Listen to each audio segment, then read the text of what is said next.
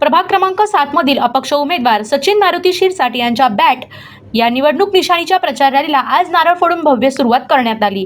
या प्रसंगी सचिन शिरसाट यांनी आपल्या कार्यकाळात केलेल्या विविध विकास कामांचा आढावा घेत त्यांच्या कामांच्या जोरावर नागरिकांकडे मतांची मागणी केली। केलेल्या कामावरच माझी ओळख आहे असे सांगत त्यांनी विकास हाच आपला मुख्य अजेंडा असल्याचे स्पष्ट केले।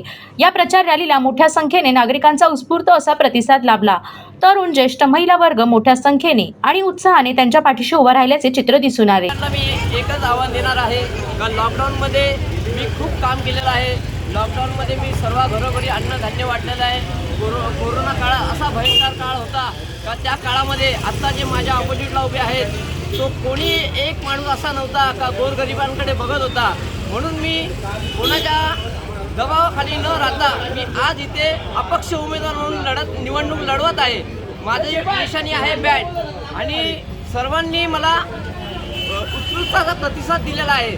तुम्ही बघत असेल का जनता माझ्या किती पाठीशी आहे आणि लोकांचा प्रतिसाद मला भेटलेला आहे। सर्व लोकांनी मला बोललेले आहे का दादा तुम्ही माघार घ्यायची नाही, म्हणून मी माघार घेतली नव्हती आणि आज मला त्या लोकांचा प्रतिसाद खूप मिळत आहे। मी खूप आनंदी आहे। असाच प्रतिसाद मला पुढेही मिळणार आहे आणि मी निश्चित सांगतो का मी विजयाच्या वाटेवर आहे आणि मी विजय नक्कीच मिळवणार। आणि माझी एवढी इच्छा आहे का माझ्या मतदारसंघामधील सर्वांनी मला निवडून द्यावे, जनतेने माझ्याकडे लक्ष द्यावे, हीच मी जनतेकडे माझी मनोकामना बोलत आहे।